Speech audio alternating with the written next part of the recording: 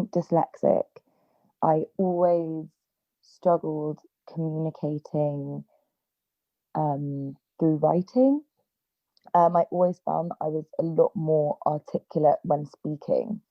Um, I've always been a confident person. And I think at a young age, my mum, when you go to kind of like extracurricular activities, my mum would kind of, after school clubs or whatever, because my mum would work a lot. I remember like doing a drama class and just like absolutely like falling in love with it. And I always, loved singing and loved like performing and this kind of thing. So yeah, from a young age, I think it was quite apparent that I was happiest when either creating, I think happiest creating, but also creating for performance. So yeah, I probably started doing drama when I was probably about 7. Given that background in film, how did you get involved in the short film Damage Control?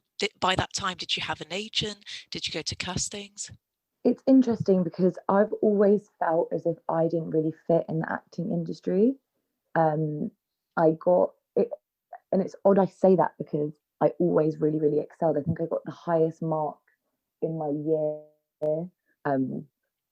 I think I got an A star, which was crazy at GCSE, and then I got another A star in my A level for the performance part.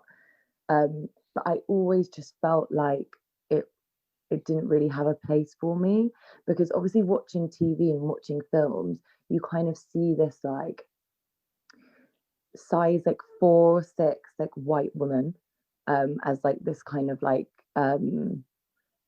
poster of what it means to kind of be an actor. And as much as like things are changing, growing up, that's kind of all I saw. So it just didn't ever seem like something that, I think it was like I didn't want to try and do TV because I was afraid that I wasn't good enough, or I was afraid that it wouldn't work out. And I'm that type of person that it's like I love succeeding in things, and I think it's always been a thing that I've just worried about, so not even tried, if that makes sense. Yeah. So I always stuck to theatre, just because it was a more collaborative process, which I really enjoyed. But the film actually came about because through Instagram. So I actually was casted for a few things this year through Instagram, which is interesting because I never went out of my way to kind of find an agent. Because again, I was thinking like they wouldn't really make much money off me, considering I'm not doing like TV or film. But the first thing I actually properly did was I did I did a short film in my first year of uni. I think that was the first time I ever did any film, and I really, really, the experience of it is so different. But I really enjoyed it. I then also got another casting through Instagram for this comedy, which I actually got, but because of Corona, they like really pushed it back, and then it just didn't work with my schedule.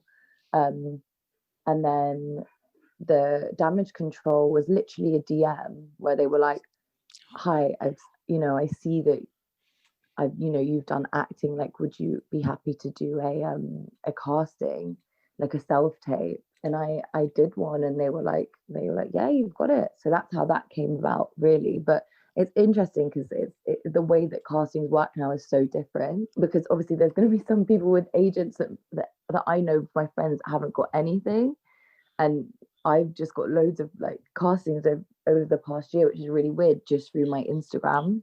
So how did they explain after they got in touch with you the reason why they'd messaged you specifically? How did they come across your account? So I'm actually followed by a few casting directors, and I think it's one because I'm an actor in my bio. They said the reason they messaged me was because I'd actually met the casting director in person at a modeling shoot I was booked for, and I think he's seen it in me for the character when we met. Does that make sense? Yeah, of course.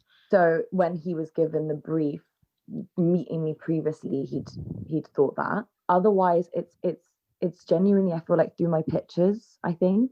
And as sad as it is, it's just like, it seems, that's also why I found like actually difficult, because I feel like sometimes it is just like really based on like someone's like aesthetic of like the way that they look, which can sometimes bother me.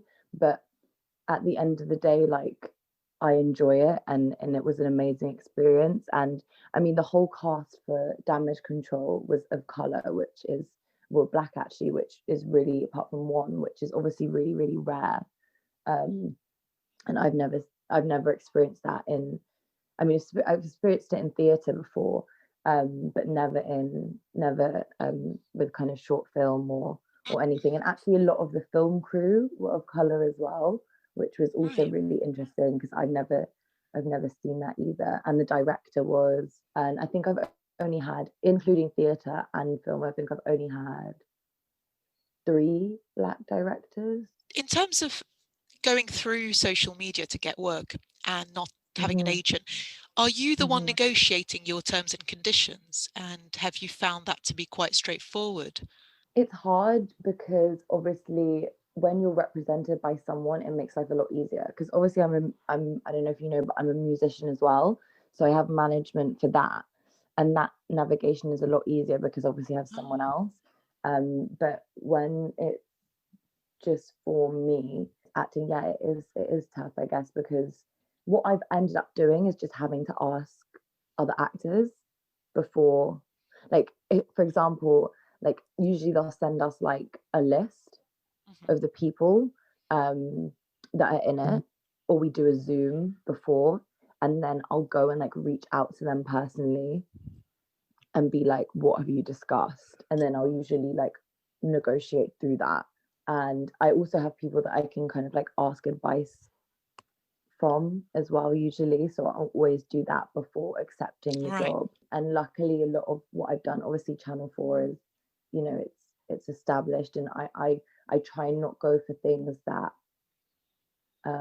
aren't through, like, from organizations that I feel like are respectable, because I feel like that's when. Yeah, so that's really interesting, actually. I didn't realize how important social media had been for you in terms of finding work. Has it been the same for singing and music? Or no, you would Yeah, go it's like more through your agent for that side of things? honestly, it's all, my Instagram is a massive like part of everything I do. It's almost like a creative CV. Yeah, so it's like, it's literally a creative CV in that sense.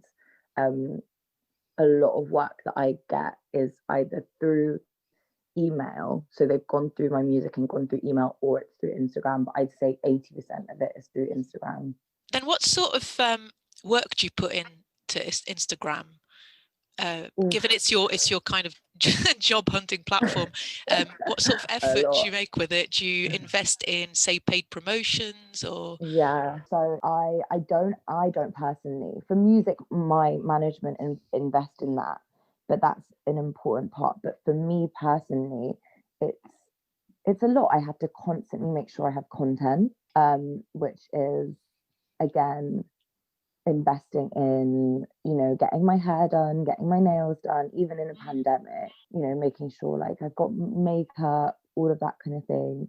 Again, then like making sure that I'm like, my skin's good, or like, I'm like, right now today it's like my skin day. So I literally have like, my face is covered in like pseudogram, and I just have to stay in the whole day just to like make sure for like the next couple days I've got like 2 shoots or whatever, which Right. is for stuff like press shots, which will then get me probably more castings for stuff.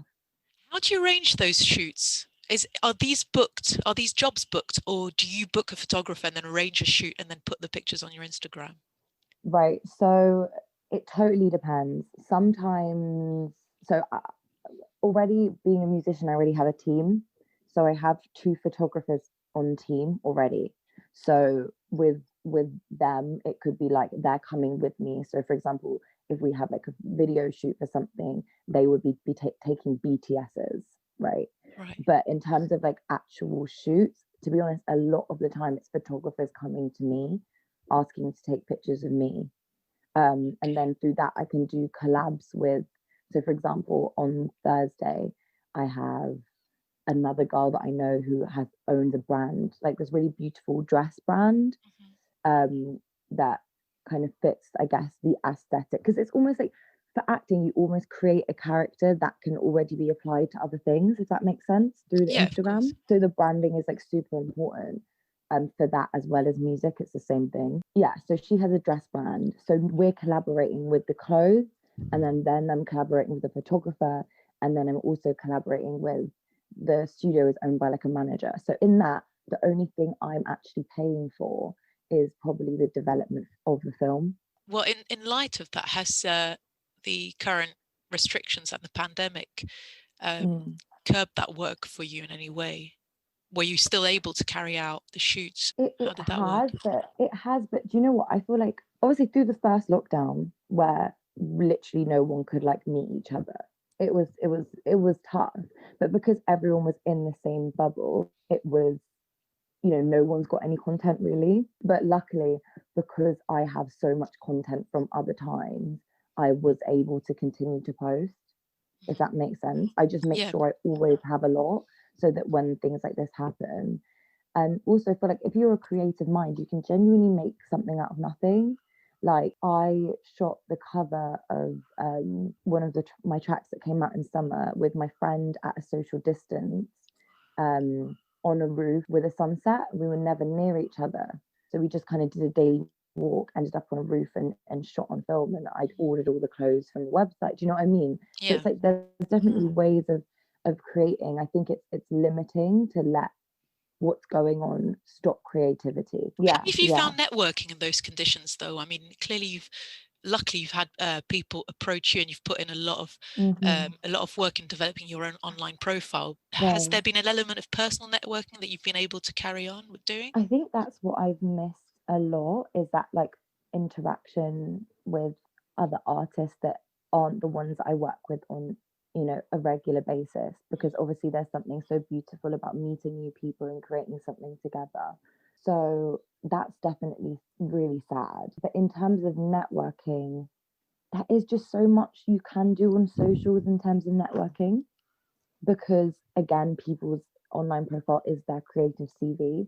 So you can just like almost zoom through and be like, see if you'd work well. Obviously that doesn't make sense, and there's going to be people that don't have an online profile that you would work well with. But unfortunately, in these times, that's the only thing you can see. So it's definitely, I've still been able to network, but not in the way that I like, because for me, I prefer to go off how someone is as a person. Right, I've just got a couple more questions and then we can wrap up. So very quickly, you were talking about spending this time developing your performing career. So alongside this, did you have another, I guess, more of a day job? Was it kind of self-sufficient? I was really, really lucky.